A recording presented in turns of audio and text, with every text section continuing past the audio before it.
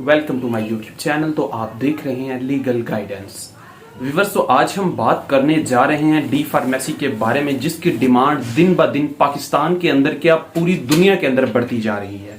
तो आज हमारे साथ एक डी फार्मेसी के स्टूडेंट मौजूद हैं जिनका फाइनल सेमेस्टर चल रहा है यूनिवर्सिटी ऑफ लाहौर से।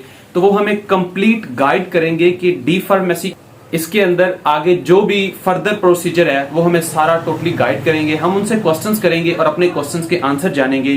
तो आइए मिलवाता हूं मैं आपको डॉक्टर उमर फारूक से। डॉक्टर उमर फारूक, अस्सलाम वालेकुम डॉक्टर साहब, कैसे हैं आप? अल्हम्दुलिल्लाह हसीब भाई, आप सुनाइए, आपका क्या हाल चाल है?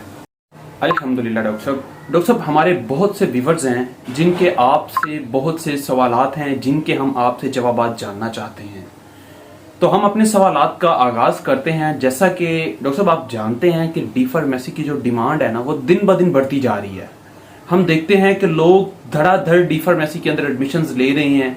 जो लोग अभी एफएससी मेडिकल कर रहे हैं उनकी भी ख्वाहिश है, यानी कि वो स्टूडेंट्स जिनका एमकैट क्लियर नहीं होता वो बेचारे 2-2 साल तक इसका इंतजार करते हैं शायद पास हो जाए, लेकिन पास ना होने के बाद एट द एंड वो भी डी फार्मेसी ही करते हैं। तो आप हमें इसकी वजह बताएं कि लोगों का रुझान डी फार्मेसी की तरफ क्यों ज्यादा बढ़ रहा है। क्या आप फ्यूचर में अपने आप को क्या देख रहे हैं? अभी आप जैसा कि अभी आपका फाइनल ईयर चल रहा है, तो अभी आपने कोई इसी दौरान कोई इंटर्नशिप की है या नहीं की?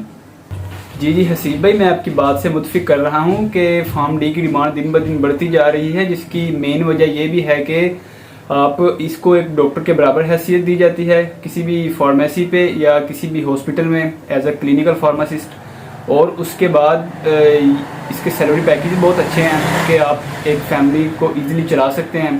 मतलब एक फार्मासिस्ट अपनी फैमिली इजीली चला सकता है। और उसके बाद ये मेन वजह ये है कि आपको एक जॉब के लिए एक पुरसकून इन्वायरमेंट मिलता है कि आप एसी लगा हुआ है और आप नीचे जॉब कर रहे हैं और वो पुरसकून। और उसके अलावा एक बात ये भी है कि मैंने अभी तक फाइनल सेमेस्टर आ गया तो मैंने अभी तक कोई इंटर्नशिप ज्वाइन नहीं की, मगर बहुत सी ऑफर्स आ रही हैं ये फाइनल सेमेस्टर के बाद।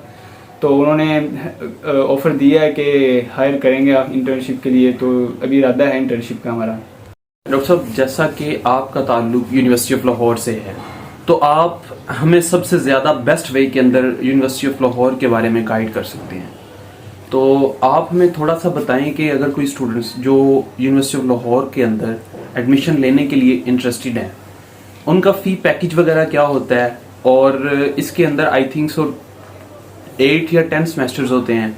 तो आप हमें वो भी कंफर्म कर दें कि कितने सेमेस्टर्स होते हैं, और इसके जो आपका फर्स्ट सेमेस्टर होगा वहाँ पर आपके पास सब्जेक्ट्स कौन कौन से आ जाते हैं, आप इस पर हमें थोड़ा सा गाइड कीजिएगा।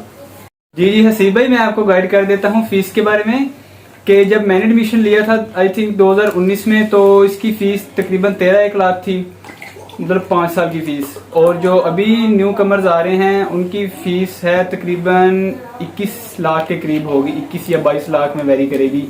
और उसके बाद आपको जब फर्स्ट इंस्टॉलमेंट आएगी ना, तकरीबन आएगी आपको फर्स्ट सेमेस्टर की इंस्टॉलमेंट आएगी 2,30,000 या 40,000 के राउंड अबाउट, जिसके अंदर आपको 20,000 एक्स्ट्रा पे करने पड़ेंगे एडमिशन फीस। तो हर यूनिवर्सिटीज, सारी यूनिवर्सिटीज का तकरीबन यही सिनेरियो है, इसी के राउंड अबाउट वेरी करती है। किसी की 23 लाख हो जाती है, किसी की 20 लाख हो जाती है, किसी की 21 लाख हो जाती है 5 साल की फीस। तो ये चलता रहता है इनका।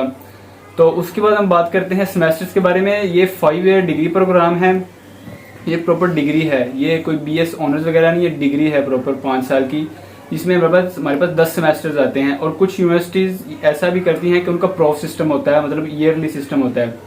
और कुछ यूनिवर्सिटीज़ होती हैं जो अपना सेमेस्टर सिस्टम कंटिन्यू करती हैं। और हम सब्जेक्ट्स के बारे में अगर बात करें तो सब्जेक्ट्स इसमें फर्स्ट सेमेस्टर में हम ईयरली वाइज बात करते हैं कि हम एक पहले साल में फिजियोलॉजी स्टडी करते हैं, एनाटॉमी स्टडी करते हैं, फार्मास्यूटिक्स की स्टडी करते हैं। और उसके बाद हमारे पास इंग्लिश सब्जेक्ट होता है, ऑर्गेनिक केमिस्ट्री होती है और बायोकेमिस्ट्री होती है। ये हमने 1 साल पढ़ने, मतलब 2 सेमेस्टर हम ये सब्जेक्ट पढ़ेंगे। उसके बाद बाकी आगे मतलब दूसरा साल और तीसरा साल, उसमें हम मतलब दोनों के सेम सब्जेक्ट्स हैं। तो वो पढ़ेंगे हम, पहला पढ़ेंगे फार्माकोलॉजी के। फार्माकोलॉजी में ये होता है कि हम ड्रग्स जब हम इनहेल करते हैं या हमारी बॉडी के अंदर एंटर होते हैं तो उनका फंक्शन क्या होता है, वो फर्दर किस तरह एक्ट करते हैं। और उसके बाद हम पढ़ते हैं फार्माकोग्नोसी के प्लांट से ड्रग कैसे एक्सट्रैक्ट कर सकते हैं। और इसी के अंदर ये फार्मास्यूटिक्स भी आ जाती है, माइक्रोबायोलॉजी पढ़ते हैं, और माइक्रोबायोलॉजी के बाद इस दफ़ा उन्होंने तर्जुमातुल कुरान भी ऐड कर दी है, और वो भी अभी स्टूडेंट्स पढ़ेंगे। और फर्दर हम 4th और 5th की बात करें तो उसमें हम पढ़ेंगे क्लिनिकल फार्मेसी और मेडिसिनल फार्मेसी, बायो फार्मेसी, और इस तरह के 1-2 और माइनर सब्जेक्ट्स होते हैं, उनकी हम स्टडी करते हैं। तो अब हम बढ़ते हैं अपने अगले क्वेश्चन की तरफ। तो हमारा अगला क्वेश्चन ये होगा, डॉक्टर साहब आप स्टूडेंट्स को क्या प्रेफर करते हैं कि यूनिवर्सिटी या कॉलेज, मतलब कि कॉलेज ज़्यादा बेस्ट है, यानी कि स्टूडेंट्स को एडमिशन कहाँ पर लेना चाहिए, किसी यूनिवर्सिटी में लेना चाहिए या किसी कॉलेज में लेना चाहिए? जी हसीब भाई, ये बंदे पे अपने पे डिपेंड करता है कि वो प्रोफ सिस्टम ज़्यादा पसंद करता है या सेमेस्टर सिस्टम ज़्यादा पसंद करता है।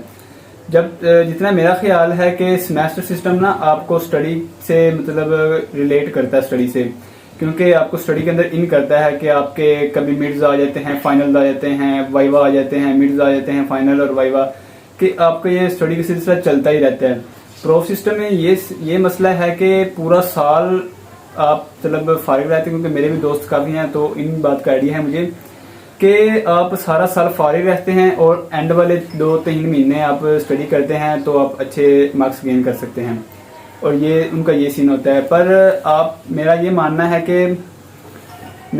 है कि आप अगर आपका कहीं गवर्नमेंट कॉलेज में एडमिशन हो जाए या गवर्नमेंट यूनिवर्सिटी में एडमिशन हो जाए तो फिर बेस्ट है आपका, क्योंकि वो प्रोफ सिस्टम करते हैं, क्योंकि उनकी फीस भी कम होती है इस वजह से, तो वो प्रोफ सिस्टम ज़्यादा प्रेफर करते हैं।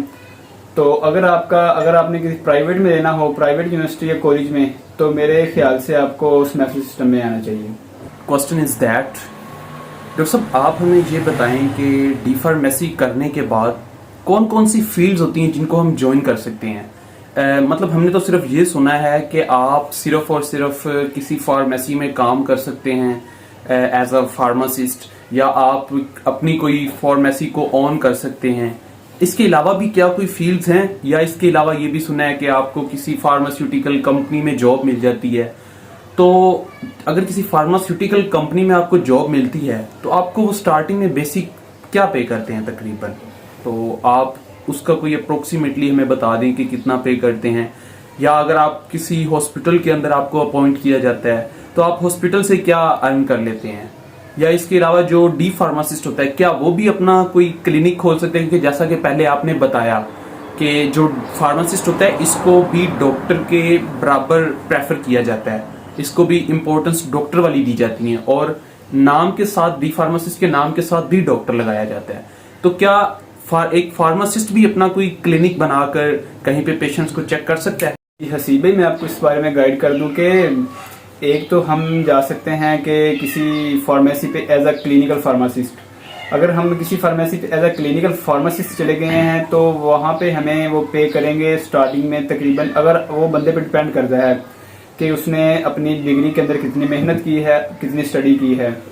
अगर तो उसने काफ़ी अच्छी स्टडी की है और उसको काफ़ी बल्क क्वांटिटी में नॉलेज है तो तकरीबन उसकी स्टार्टिंग सैलरी जो होगी वो 40 to 45,000 के राउंड अबाउट होगी एक फार्मेसी पे।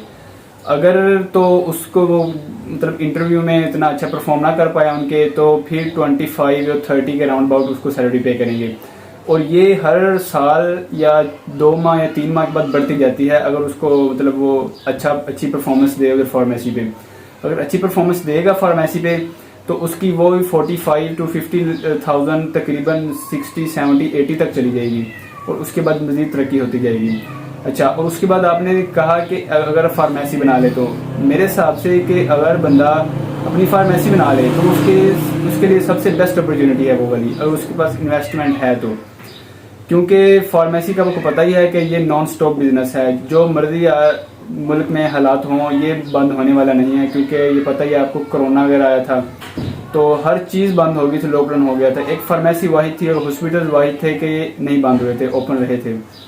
उसके बाद आ गई हमारे पास फार्मास्यूटिकल इंडस्ट्री की बात। फार्मास्यूटिकल इंडस्ट्री का भी फार्मेसी जैसा हिसाब है कि आपके पास आपने फार्मास्यूटिक्स, डोजेज फॉर्म, ये सब्जेक्ट्स हैं, इनको अच्छे से स्टडी किया है, आपको डोज की क्वांटिटी का पता है कि आपको अपने डोज जब देनी है किसी पेशेंट को कितनी क्वांटिटी में देनी है और क्या देनी है, वो आपको अच्छे से आइडिया है उसके बारे में आपने अच्छे से स्टडी किया है, तो आपको वो भी अच्छा सैलरी पैकेज पे करेंगे। अगर आपको काफ़ी बल्क क्वांटिटी में नॉलेज है और उनकी क्राइटेरिया पे पूरा उतरे हैं तो आपको बहुत अच्छी पोस्ट पे भी रख सकते हैं एज अ फार्मास्यूटिकल इंडस्ट्री में, एज ए मैनेजर रख सकते हैं। और उसका आपको पता ही है, अलग शशके होते हैं, घर भी देते हैं, गाड़ियाँ भी देते हैं अपनी, और रिहाइश के लिए हर चीज़ अवेलेबल है उनके लिए। हाँ, इनके अलावा हम कहाँ किन किन फील्ड में जा सकते हैं फार्म डी के बाद, वो सबसे पहले आती है कि अगर आपने गवर्नमेंट जॉब के लिए जाना है, गवर्नमेंट जॉब के लिए आप जा सकते हैं एज अ किसी गवर्नमेंट हॉस्पिटल में एज अ फार्मासिस्ट, वो जा सकते हैं। वो भी 17 ग्रेड की सीट होती है, 17 ग्रेड का तरफ होती है सीट, और उसकी भी सैलरी पैकेज स्टार्टिंग 70 to 80,000 के राउंड अबाउट होती है। हाँ, उसके बाद अगर आपने टेस्ट क्लियर कर लिया ड्रग इंस्पेक्टर का, तो आप एज अ ड्रग इंस्पेक्टर लग सकते हैं 18 ग्रेड के, और वो पूरे ज़िले का होता है, पूरे डिस्ट्रिक्ट लेवल पे होता है उसकी अथॉरिटी, और उसकी स्टार्टिंग तो आपको पता ही है कितनी होगी, उसका तो छोड़ दे आप। हाँ, उनके बाद आप किन किन फील्ड में जा सकते हैं, उनके बाद आप जा सकते हैं, आप फॉरेन जा सकते हैं, फॉरेन कंट्रीज़ में जा सकते हैं।